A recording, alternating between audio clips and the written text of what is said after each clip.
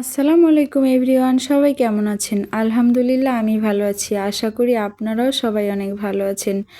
রমজানের সবাইকে অনেক অনেক শুভেচ্ছা জানাচ্ছি। আজকে চতুর্থ রোজায় আমি কি কি দিয়ে ইফতার বানিয়েছি, কি কি বানালাম সেটাই শেয়ার করব।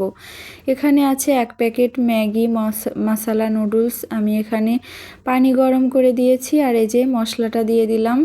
পানিটা উতলিয়ে গেলে আমি নুডলসটা দিয়ে দিচ্ছিলাম। এখানে 1 প্যাকেট নুডলস আছে আর সেটা আমি একদম ভেঙে ছোট ছোট করে নিয়েছি। নেড়েচেড়ে এটা সিদ্ধ হওয়ার জন্য অপেক্ষা করব।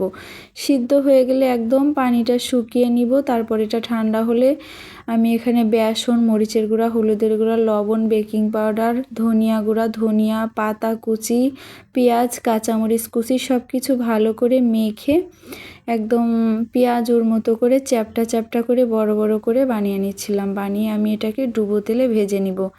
এটা এক পাশ হয়ে এলে আমি উল্টিয়ে দিব সাবধানে। এটা একটু ফার্স্টের দিকে একটু নরম থাকে, তারপরে মিডিয়াম হিটে এটাকে বেশ কিছুক্ষণ ধরে ভাজলে একদম ক্রিস্পি, একদম কুড়মুড়ে ঝুরি ভাজার মতো হয়ে যায়। তারপর আমি বাকিগুলো ভেজে নিচ্ছিলাম। তারপরে এক পাশ উল্টিয়ে পাল্টিয়ে এটাকেও ভেজে তুলে নিলাম। তারপর আমি বেগুনি ভাজছিলাম। ভাজা পোড়ার ভেতরে আমার কাছে বেগুনিটা সব থেকে বেশি মজা লাগে। তো বেগুনি ভাজা হয়ে গিয়েছে, এখন আমি তুলে অন্য সব কিছু রেডি করছিলাম এখানে। তারপর আজান দিয়ে দিচ্ছিল, আমি খেজুরটা খেয়ে রোজাটা ভেঙে নিলাম। তারপর আমি শরবত খেলাম। এখন আমি মুড়ি মাখা করব। তারপরে আমি বেগুনিটা একটু টেস্ট করে দেখলাম লবণ টবণ সব কিছু ঠিক আছে কিনা, দেখলাম পারফেক্ট। তো এই কয়েকদিনে আমি যা যা ইফতার বানিয়েছি সব কিছুই পারফেক্ট ছিল, কোনোটা লবণ বেশি কম হয়নি। এখানে পেঁয়াজ, কাঁচামরিচ, শসা, লবণ, হলুদ, তারপরে সরিষার তেল, তারপরে হচ্ছে বেগুনি আর হচ্ছে চানাচুর, বুন্দিয়া আর নুডলসের যেই পাকোড়া বানিয়েছি সব কিছু একদম সুন্দর করে মাখিয়ে নিচ্ছিলাম।